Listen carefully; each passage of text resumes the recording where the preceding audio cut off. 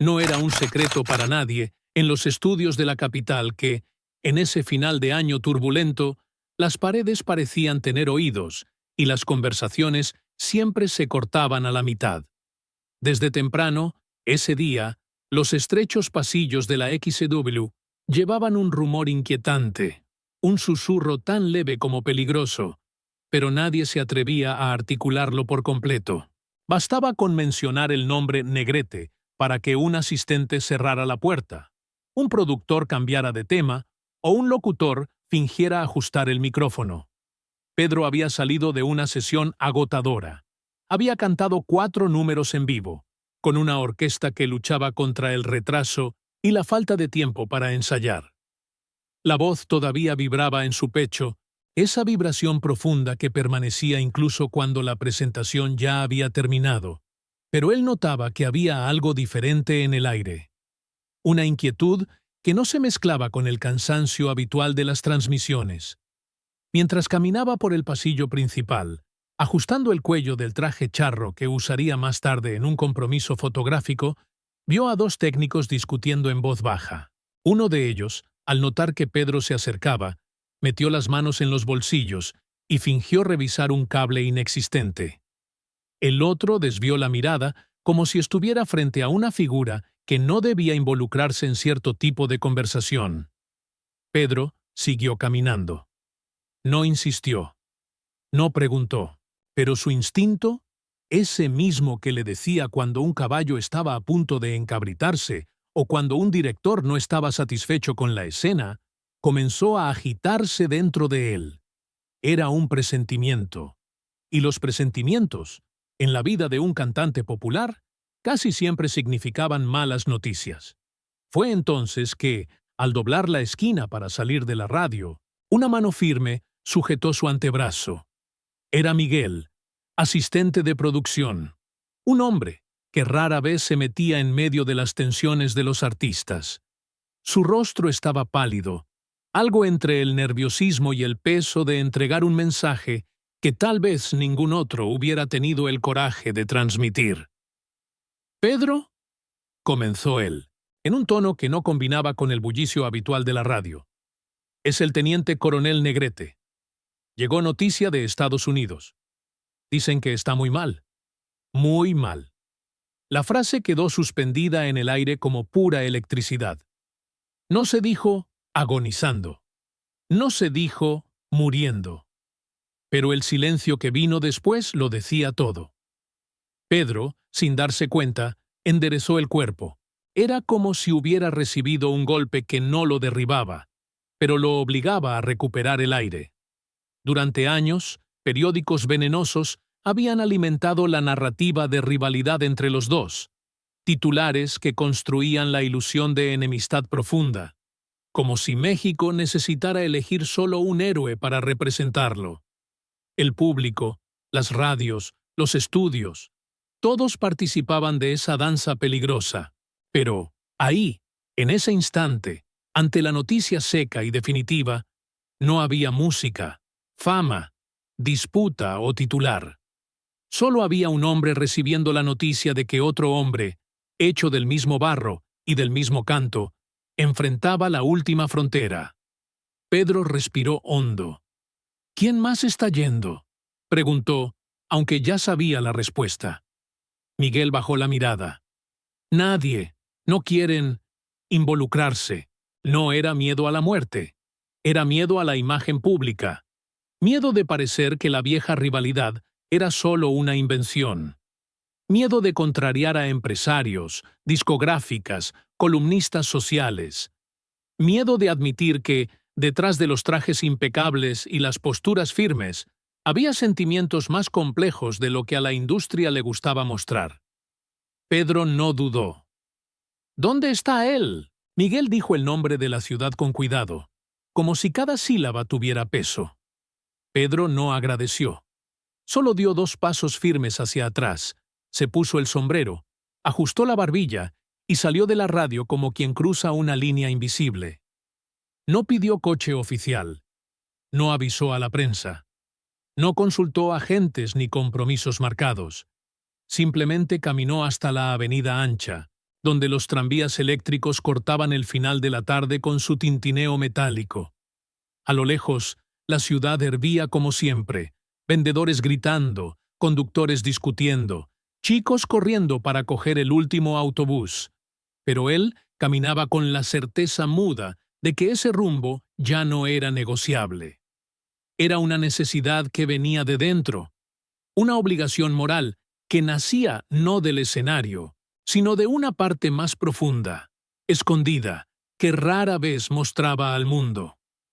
Mientras avanzaba por la avenida, Pedro recordaba, sin querer, la primera vez que oyó la voz de Jorge resonar en un cine oscuro. Ese timbre marcial, esa seguridad desafiante, cualidades de un hombre que parecía imposible de derribar. Y ahora se decía que estaba débil, muy débil, solo en un hospital extranjero. La gente cruzaba con Pedro y lo reconocía, pero él no sonreía, no saludaba. La expresión era la de alguien que lleva una decisión irrevocable. Y fue así, impulsado no por el espectáculo, sino por la dignidad, que partió para visitar al hombre que todos decían ser su rival, pero que, en ese momento, era simplemente alguien que no debería enfrentar el final sin al menos un gesto de honor de quien comprendía, como pocos, el peso de llevar una nación en la voz. Pedro Infante no pidió permiso. Simplemente fue, porque alguien tenía que ir, y nadie más iría. El hospital no era grande, pero tenía esa arquitectura cuadrada y pragmática de los edificios americanos de la posguerra. Paredes claras, ventanas rectangulares, pasillos funcionales. Pedro entró sin anunciar su presencia, llevando solo una pequeña maleta improvisada, donde había puesto apresuradamente un cambio de ropa y un escapulario antiguo que recibió de una fan en Culiacán. No sabía por qué lo llevaba, pero algo en ese objeto parecía apropiado para el destino que enfrentaría. La recepción estaba casi vacía, y el eco de los pasos de la enfermera en el piso encerado recordaba el ladrido seco de una orden militar. Ella levantó los ojos al notar la silueta de Charro entrando por la puerta de vidrio. Pedro no era conocido allí, pero había algo en su postura, determinada, contenida, respetuosa, que llamó la atención inmediatamente. Antes de que pudiera presentarse, un hombre de bata blanca surgió detrás del mostrador, hojeando una carpeta con la gravedad de quien intenta evitar malas noticias. Pedro habló primero. «Vengo a ver a Jorge Negrete».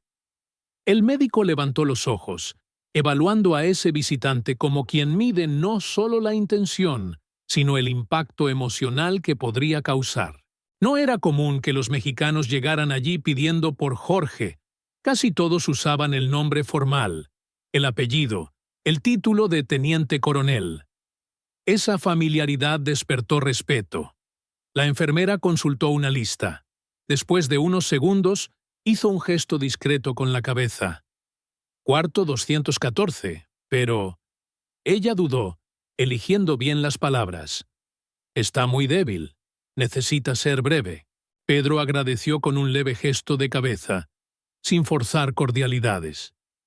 Mientras subía las escaleras, se dio cuenta de que las paredes estaban cubiertas con carteles institucionales en inglés, alertando sobre visitas, horarios, asepsia. Eran mensajes impersonales, fríos, incompatibles con el sentimiento que lo traía allí.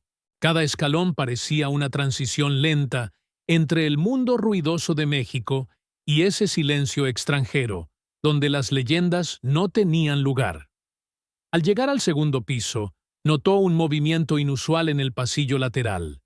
3 hombres bien vestidos conversaban con una enfermera. Uno de ellos parecía periodista, por la carpeta llena de papeles. El otro, posiblemente representante de una discográfica. El tercero, quizás empresario. Hablaban con cautela, como si pesaran cada frase para evitar comprometer a alguien poderoso. Pedro pasó por ellos sin desacelerar. Sin embargo, todos lo siguieron con la mirada. Esa mirada mixta de curiosidad, cinismo y sorpresa, como quien observa un acto que nadie esperaba. Era evidente. Ninguno de ellos se había atrevido a entrar en la habitación.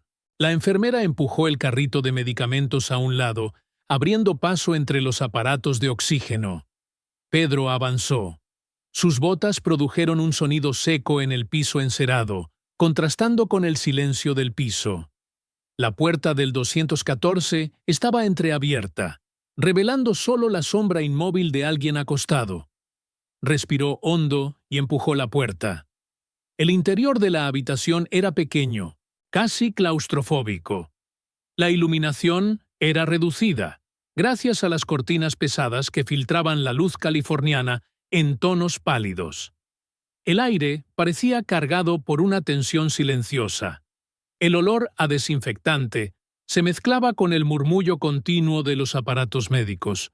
Jorge Negrete estaba allí, no como el charro impecable que desfilaba en escenarios, radios y películas, no como el militar erguido que se imponía ante audiencias enteras, no como la figura de autoridad cuya postura nunca era menos que perfecta.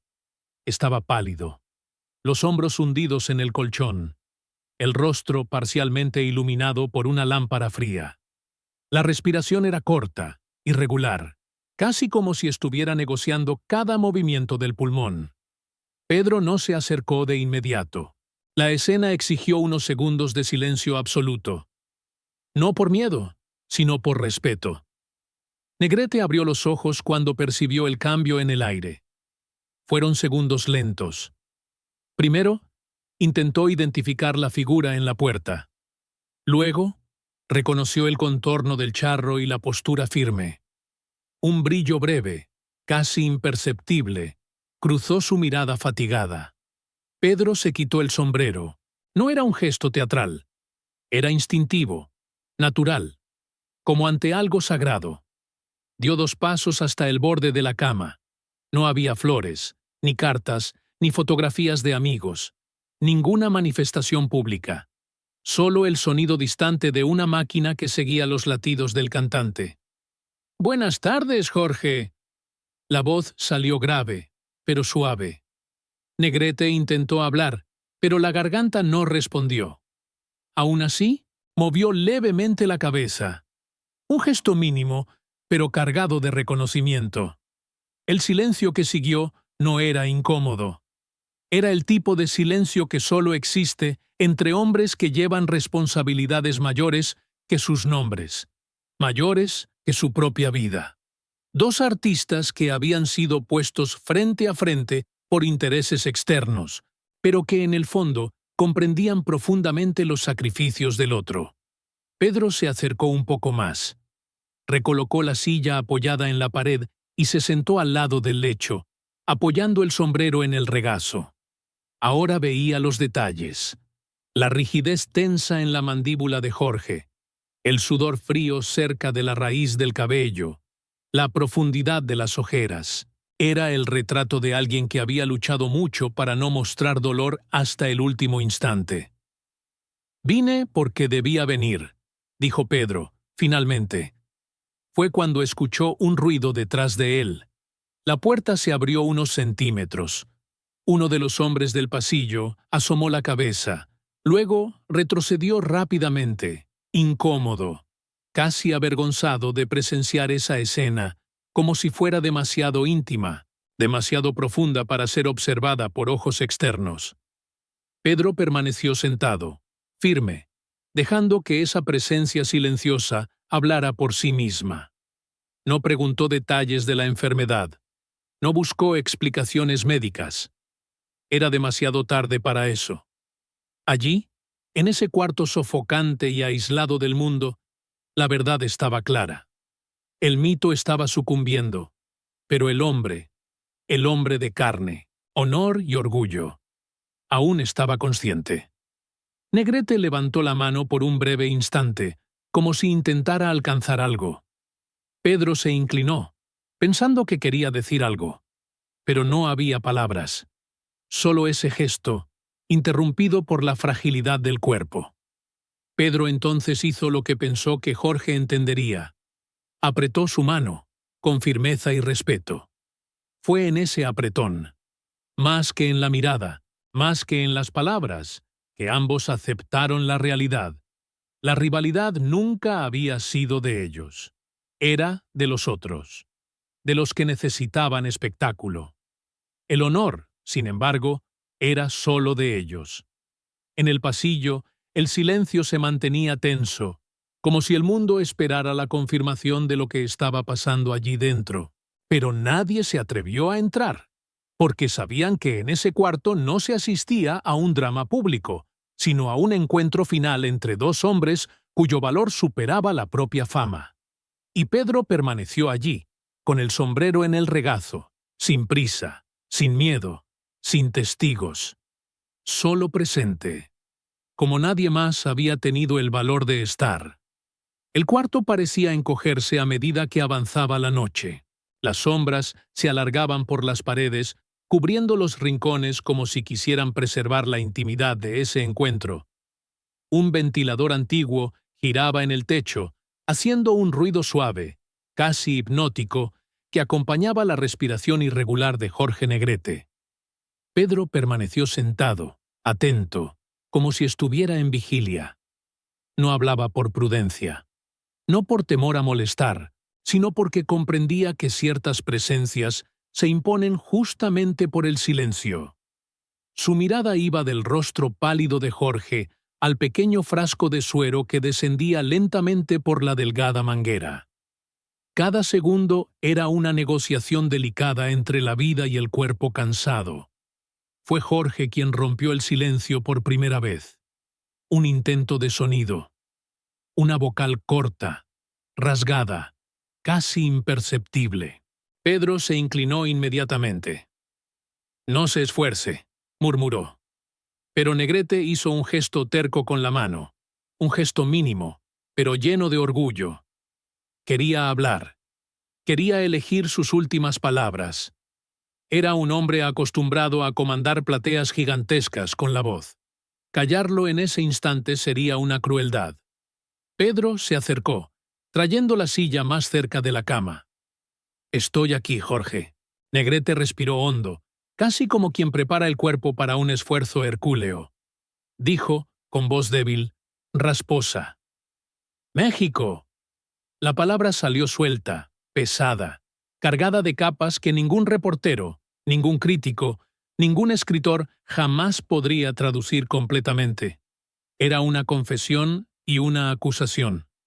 Un lamento y un orgullo. Un símbolo y una herida. Pedro bajó la mirada. «Sí, México», repitió él, con un tono grave, como si estuviera respondiendo no a un hombre, sino al significado profundo de esa tierra. Negrete intentó continuar, pero el cuerpo no obedecía. Respiró con dificultad, buscando aire, como si el aire se hubiera vuelto escaso en la habitación. Pedro tocó su hombro, firme, pero con gentileza. «Descansa, no tienes que decir nada más». Pero Jorge insistió. ¿La vanidad? No. El honor.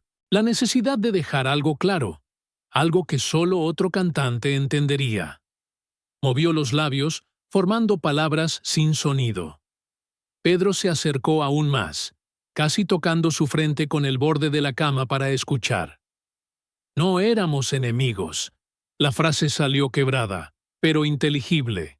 Pedro cerró los ojos por un instante, absorbiendo esas 4 palabras como si fueran confesión y absolución al mismo tiempo. Era como si ambos hubieran sido arrastrados por años a un duelo que nunca eligieron, cada uno empuñando un arma que no quería cargar. La rivalidad alimentaba periódicos, productoras, empresarios, patrocinadores, menos a los 2 hombres que la protagonizaban. Pedro habló despacio, sin prisa, sintiendo el peso de su propia voz. «Yo lo sé, Jorge, y tú también lo sabías». «El público», murmuró Negrete, con una sonrisa casi imperceptible. «El público exige héroes», respondió Pedro. «Y héroes que compiten». Era verdad. El México de la época necesitaba símbolos. Necesitaba creer que sus ídolos eran gigantes invencibles, por encima de cualquier debilidad humana, y la competencia entre ellos era combustible para las esperanzas y frustraciones de una nación que aún intentaba reinventarse después de la revolución, la cristera, los cambios políticos que nunca terminaban. Negrete movió la cabeza, como si estuviera de acuerdo. Pedro, entonces, hizo el gesto más inesperado de esa noche. Puso su mano sobre la de Jorge con firmeza, como un hermano menor se apoya en el mayor antes de enfrentar un destino inevitable. «Escúchame», dijo él, y su voz no tembló. «Yo voy a seguir cantando, y cuando lo haga, será también por ti». Esa frase no era un juramento teatral, no era promesa de escenario, era simple y absoluta. Jorge entendió, sus ojos se cerraron por un instante, y el músculo de su mandíbula se contrajo en una expresión que mezclaba gratitud y resignación. Después de unos segundos, abrió los ojos nuevamente y miró a Pedro con una lucidez sorprendente, como si ese breve descanso le hubiera dado energía suficiente para algunas palabras más. «¡Cuida! ¡La música!». Pedro inclinó la cabeza en respeto. No respondió con palabras. Su expresión bastó para decir que comprendía la profundidad de ese pedido. La música mariachi, los acordes de orquesta, los sentimientos que atravesaban el país, era más que entretenimiento, era responsabilidad, era legado. La puerta chirrió discretamente. Un médico entró con pasos ligeros, tratando de no interrumpir, pero incapaz de esconder la preocupación. Sus ojos buscaron los de Pedro, como si pidieran permiso silencioso para examinar al paciente. Pedro se levantó despacio. «Un momento más», pidió él. El médico dudó. Luego asintió. Se retiró. Fue entonces que Jorge hizo algo inesperado. Levantó el brazo, con dificultad, y agarró la muñeca de Pedro con una fuerza que no debería existir en esas condiciones. Era un apretón firme, demasiado firme para ese cuerpo débil, y significativo, como un pacto final. Pedro se acercó nuevamente. «¿Qué necesitas, Jorge?». El teniente coronel tardó en responder. Sus labios se movieron sin sonido, hasta que finalmente logró pronunciar: «Honor». Esa palabra final cayó sobre el pecho de Pedro como un peso caliente. Honor. La base de todo lo que Jorge había sido en vida. La base del charro. La base del soldado. La base del hombre. Pedro asintió lentamente. «Te lo prometo». Los ojos de Jorge brillaron por última vez esa noche. Eso era todo lo que necesitaba escuchar. El médico regresó y avisó que necesitaba iniciar el procedimiento. Pedro dio un paso atrás, sin apartar la mirada del lecho. Observó mientras ajustaban aparatos y verificaban signos vitales. La figura del ídolo parecía cada vez más pequeña en la cama blanca. Antes de salir, Pedro se detuvo en la puerta. Se quedó ahí, inmóvil, por largos segundos. No tenía prisa. Era consciente de que ese podría ser el último momento en que vería a Jorge vivo.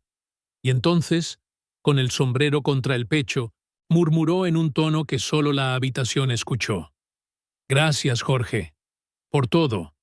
Era la despedida de un rival transformado en hermano. Una despedida que ningún reportero escuchó jamás. Cuando Pedro dejó la habitación 214, la noche ya había engullido todo el pasillo. El hospital, antes atravesado por pasos apresurados, ahora parecía suspendido en un limbo silencioso, como si la propia arquitectura estuviera esperando que la muerte concluyera su trabajo. La puerta se cerró detrás de él con un clic apagado, discreto, pero definitivo. Pedro no volvió inmediatamente al vestíbulo. No tenía fuerzas. Se apoyó contra la pared fría del pasillo y pasó algunos segundos con los ojos cerrados, respirando hondo, tratando de organizar esa mezcla de dolor, responsabilidad y lucidez que el encuentro con Jorge había dejado dentro de él. Era como si hubiera recibido un objeto invisible en las manos, algo que pesaba más que metal, más que piedra, más que cualquier trofeo musical. Era la promesa. Y, al contrario de lo que el público imaginaba, ninguna leyenda nace de los escenarios, nace de los silencios. Los pasos de Pedro resonaron por el pasillo, despertando la curiosidad de los tres hombres que aún conversaban al fondo. Cuando se dieron cuenta de que él venía en su dirección, sus rostros cambiaron de expresión. Primero curiosidad, luego aprensión, y finalmente ese respeto contenido reservado a quien acaba de cruzar una frontera moral que ninguno de ellos se atrevió a cruzar. El representante de la discográfica intentó esbozar una sonrisa diplomática. «Señor Infante, ¿cómo está el teniente coronel?» Pedro se detuvo frente a ellos. No tenía paciencia para rodeos. Y, por primera vez en su vida, su silencio respondió antes que las palabras. El periodista lo notó. La enfermera lo notó. Todos lo notaron. «Está muy grave», dijo Pedro de forma simple. «Es todo lo que puedo decir». Ninguno insistió. Ninguno se atrevió a pedir detalles. La forma en que Pedro se acomodó el sombrero en la cabeza al terminar la frase era suficiente para entender que ese no era un asunto para ser consumido por titulares. Era un asunto de hombres, de dos hombres que cargaban mucho más que fama. Pedro bajó las escaleras con pasos pesados. Cada escalón parecía recordarle algo que había dejado allá arriba. Un pacto silencioso, una mirada, el apretón de manos imposible de olvidar. Al llegar al vestíbulo, se dio cuenta de que el teléfono público sonaba insistentemente. Una enfermera contestó y, al escuchar una voz del otro lado, se giró hacia él. «Señor Infante, lo buscan de México». Caminó hasta el aparato, aunque sabía lo que le esperaba. La voz del otro lado era de su representante, nerviosa, afligida. «Pedro, ¿dónde estás? La prensa está enloquecida. Están diciendo que tú y Jorge, que hubo un encuentro, que...» Pedro interrumpió, tranquilo. «Estoy en Los Ángeles. Volveré mañana». «Pedro, escúchame. No puedes ser visto ahí. Van a decir...» «¡Que digan!», cortó él con firmeza. Había una serenidad extraña en la voz de Pedro, el tipo de serenidad que solo existe cuando alguien toma una decisión irreversible. Después de colgar el teléfono, respiró hondo, como si disipara cualquier duda que aún quedara. Tomó un taxi. El conductor, un hombre americano corpulento, preguntó de forma casual: «¿Día largo, señor?» Pedro respondió solo con un gesto. Miraba por la ventana la ciudad apagada, con letreros luminosos reflejados en los vidrios de los edificios. La vida afuera seguía, indiferente al drama que se desarrollaba en un pequeño cuarto de hospital. A la mañana siguiente, antes de que el sol asomara, Pedro regresó al hospital. No había dormido. La ropa aún guardaba el olor de avión, de hospital, de ansiedad. La recepción estaba vacía cuando entró. Una enfermera joven, con expresión cansada, vino a su encuentro. No necesitó hablar. La mirada lo decía todo. Pedro bajó la cabeza, no en shock, pues ya sabía, sino como quien acepta la conclusión inevitable de un ciclo. El silencio entre ellos duró algunos segundos, hasta que la enfermera pidió música, antes de que lo sedáramos. Música en español. Esa frase golpeó a Pedro en el centro del pecho. El hombre que había desfilado con orquestas, mariachis, aplausos y honores, pidió, al final, solo música. No para audiencias, sino para sí mismo. La enfermera entonces completó: «No pudimos encontrar ningún tocadiscos, así que tarareamos algo, pero no creo que lo reconociera». Pedro cerró los ojos lentamente. Era poco. Era casi nada. Era trágico. Y era por eso que la promesa tenía peso. Pedro no pidió ver el cuerpo. No lo necesitaba. La imagen que llevaría por toda la vida era la del hombre vivo. débil, pero presente, lúcido, decidido.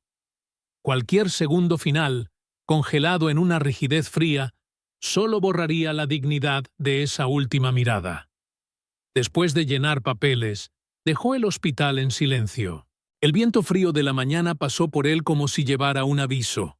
A partir de ese día, no cantaría más solo para sí mismo, para el público, para los directores de cine o para los músicos que lo acompañaban. Cantaría, sobre todo, por él y por Jorge. En el aeropuerto, la prensa estaba en furia. Periódicos americanos y mexicanos esperaban cualquier frase, cualquier expresión, cualquier gesto que pudiera convertirse en titular. Pedro pasó entre ellos como quien atraviesa una tormenta, sin desviar la mirada, sin esconderse, pero tampoco sin ofrecer nada para ser explotado. «Señor Infante, ¿es verdad que hicieron las paces?» ¿Escuchó las últimas palabras de él? ¿La rivalidad terminó? ¿Qué fue lo último que le dijo? Pedro se detuvo, se giró despacio y respondió, con una firmeza tan tranquila que silenció a todos. Lo respeté en vida, y lo respeto ahora, eso es todo. Y siguió su camino. Días después, México se detuvo para el funeral. Las calles fueron tomadas por multitudes que querían ver el cortejo. Mariachis tocaron con los ojos llorosos. La política asistió con pompas. La industria cinematográfica se presentó con discursos elaborados. Los periódicos sacaron ediciones especiales. Y la gente lloró como pocas veces en la historia del país. Pedro llegó temprano, discretamente, vistiendo un traje charro completamente negro. No entró por la puerta principal, no pidió un lugar al frente, no se ofreció para cantar, solo se quedó ahí, detrás de todos, en el último banco, como si su presencia perteneciera a otro espacio, ni al público, ni a la familia, ni al arte. Un espacio trascendente. Nadie lo llamó al escenario, nadie lo fotografió de cerca, nadie comentó lo que vio. Pero todos los que notaron su presencia sabían lo que decía. A veces, el mayor homenaje es no disputar el protagonismo con la muerte. Esa noche, de vuelta en su pequeño estudio improvisado en la casa de amigos, Pedro pidió que montaran el micrófono. No quería orquesta, no quería arreglos, no quería pompa. Solo pidió que dejaran la sala oscura, con una única lámpara encendida cerca de la mesa de grabación. «No graben esto para vender», avisó él. «Es personal». Nadie discutió. El ingeniero de sonido puso a rodar la cinta. Pedro respiró. La voz salió grave, cargada, herida, pero firme. No era interpretación, era despedida, era promesa cumplida, era deber. Grabó una única canción. Un corrido lento, de dolor profundo, pero honroso. Un lamento que no imploraba, no se arrodillaba, no dramatizaba. Era recto, era digno. Estaba hecho para un soldado que partió como vivió, con disciplina. Cuando terminó, pidió la cinta. La guardó en una pequeña caja metálica, sin título, sin dedicatoria. Solo escribió la fecha. Y nunca más habló de eso.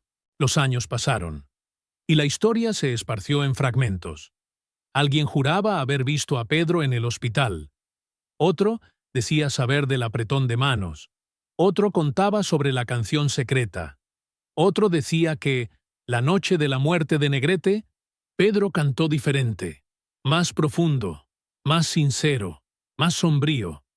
Nadie sabía con certeza, pero todos repetían la misma frase. Cuando Jorge Negrete agonizaba, Pedro Infante hizo lo que ningún otro tuvo el valor de hacer. Y fue así como la leyenda dividida entre dos hombres se convirtió en una leyenda conjunta, no por la rivalidad, sino por el honor. Un honor que sigue resonando hasta hoy, como una nota sostenida que no muere, incluso cuando la voz que la creó ya se ha ido.